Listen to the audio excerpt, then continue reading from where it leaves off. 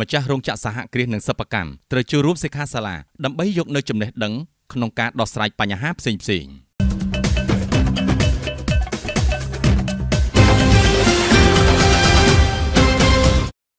សិក្ខាសាលាស្ដីពីការទទួលបានទំនុកចិត្តពីអ្នកប្រើប្រាស់និងកំណើនទីផ្សារដោយការអនុវត្តស្តង់ដារអនាម័យស្តង់ដារប្រព័ន្ធរួមទាំងការយល់ដឹងពីរបាំងបច្ចេកទេសចំពោះពាណិជ្ជកម្មដោយក្រុមការអញ្ជើញជាគណៈអធិបតីពីលោកជាថារៈប្រធាននាយកដ្ឋានវិញ្ញាបនបត្រកម្មតំណាងឲ្យអាដាមច័ន្ទសុផាប្រធានវិទ្យាស្ថានស្តង់ដារកម្ពុជានៃក្រសួងឧស្សាហកម្មវិទ្យាសាស្ត្របច្ចេកវិទ្យានិងនវានុវត្តន៍និងលោកសោមសវណ្ណប្រធានមន្ត្រីឧស្សាហកម្មវិទ្យាសាស្ត្របច្ចេកវិទ្យានិងនវានុវត្តន៍ខេត្តព្រះសីហនុដោយក្នុងនោះមានការអញ្ជើញចូលរួមពីសិក្ខាកាមដែលជាម្ចាស់និងតំណាងរោងចក្រសហគ្រាសនិងសិប្បកម្មប្រមាណ60នាក់ហើយពិធីនេះបានរៀបចំធ្វើឡើងនៅព្រឹកថ្ងៃប្រហ័សទី12ខែមិថុនាឆ្នាំ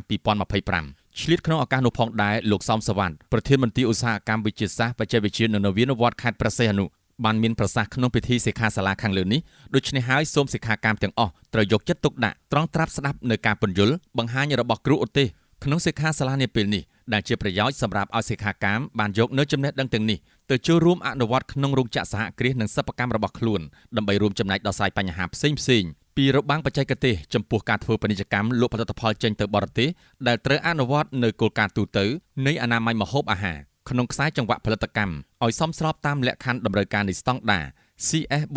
468និង CS 080ស្ដីពីគោលការណ៍និងតម្រូវការរួមសម្រាប់អនាម័យម្ហូបអាហារ GMP នៅក្នុងខ្សែចង្វាក់ផលិតកម្មព្រមទាំងការអនុវត្ត ISO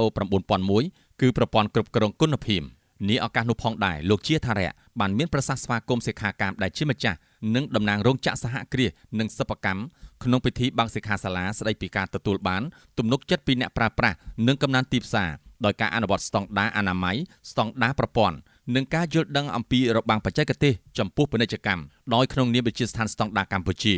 និងក្រសួងឧស្សាហកម្មវិទ្យាសាស្ត្របច្ចេកវិទ្យានិងនវានុវត្តន៍ដែលបានរៀបចំឡើងនាពេលនេះដោយវិទ្យាស្ថានស្តង់ដារកម្ពុជានៃក្រសួងសហការជាមួយមន្ទីរឧស្សាហកម្មវិទ្យាសាស្ត្របច្ចេកវិទ្យានិងនវានុវត្តន៍ខេត្តព្រះសីហនុក្នុងគោលបំណងគឺដើម្បីផ្សព្វផ្សាយដល់ម្ចាស់រោងចក្រសហគ្រាសនិងសិប្បកម្មឲ្យបានយល់ដឹងអំពីការអនុវត្តកិច្ចព្រមព្រៀងរបស់អង្គការ WTO ស្ដីពីរបាំងបច្ចេកទេសចំពោះពាណិជ្ជកម្មនិងការអនុវត្តគោលការណ៍ទូទៅនៃអនាម័យម្ហូបអាហារនៅក្នុងខ្សែចង្វាក់ផលិតកម្មស្របតាមតម្រូវការនៃស្តង់ដារកម្ពុជា CS 468/2014 និង CS 084/2010 ស្ដីពីគោលការណ៍កែតម្រូវរួមសម្រាប់អនាម័យម្ហូបអាហារនិងស្តង់ដារការអនុវត្តផលិតកម្មល្អ GMP នៅក្នុងខ្សែច្រវាក់ផលិតកម្មរួមទាំងក្នុងការអនុវត្តស្តង់ដារជាតិ ISO 9001/2015 ស្ដីពីប្រព័ន្ធគ្រប់គ្រងគុណភាពនៅក្នុងរោងចក្រសហគ្រាសនិងសិប្បកម្មហើយក្នុងនោះផងដែរលោកប្រធាននាយកដ្ឋានវិញ្ញាបនបត្រកម្មនៃវិទ្យាស្ថានស្តង់ដារកម្ពុជាបានបន្ថែមទៀតថាដោយរាជរដ្ឋាភិបាលកម្ពុជាក្រោមការដឹកនាំដ៏ឈ្លាសវៃរបស់សម្ដេចមហាបវរធិបតីហ៊ុនម៉ាណែតនាយករដ្ឋមន្ត្រីនៃព្រះរាជាណាចក្រកម្ពុជា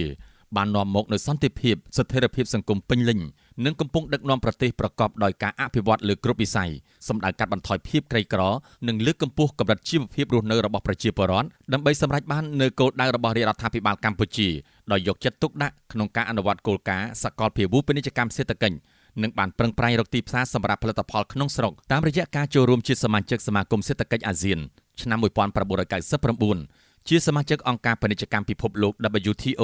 នៅឆ្នាំ2007ព្រមទាំងបានបើកការចរចាកិច្ចព្រមព្រៀងទ្វេភាគីជាមួយប្រទេសចិនអារ៉ាប់អេមីរ៉េតទួរគីជាដើមនិងកិច្ចព្រមព្រៀងពហុភាគីដូចជាកិច្ចព្រមព្រៀងភាពជាដៃគូនៃសេដ្ឋកិច្ចគ្រប់ជ្រុងជ្រោយតំបន់ RCEP និងកិច្ចព្រមព្រៀងអាស៊ានបូកមួយជាច្រើននិងកំពុងបន្តទាក់ទាញឲ្យមានការវិនិយោគទាំងប្រភពក្នុងស្រុកនិងក្រៅប្រទេស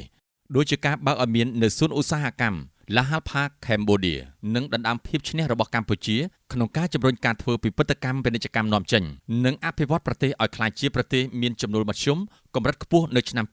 2030ហើយចំណុចទាំងនេះផ្ដោតជាសំខាន់ទៅលើការពង្រឹងគុណភាពផលិតផលក្នុងស្រុកដើម្បីធានាបាននូវការប្រកួតប្រជែងនិងផលិតផលនាំចូលនិងការពង្រីកសក្តានុពលនៃការនាំចេញផលិតផលក្នុងស្រុកផងដែរដោយក្នុងគោលដៅសំខាន់មួយក្នុងចំណោមគោលដៅសំខាន់ផ្សេងទៀតនៃកិច្ចព្រមព្រៀងពាណិជ្ជកម្មសេរីការសម្របសម្រួលពាណិជ្ជកម្មមានន័យថាទំនិញនឹងហូរចេញចូលដោយសេរីហើយពន្ធលើទំនិញនាំចេញនាំចូលទាំងនោះបានកាត់បន្ថយស្ទើរដល់ស្មើសូន្យទាំងនេះគឺជាសញ្ញាមួយបង្ហាញទាំងភាពវិជ្ជមាននិងភាពអវិជ្ជមាននៃគុណភាពសុវត្ថិភាពនិងប្រសិទ្ធភាពនៃផលិតផលឬសេវាកម្មហូរចេញចូលដោយគ្មានទីបញ្ចប់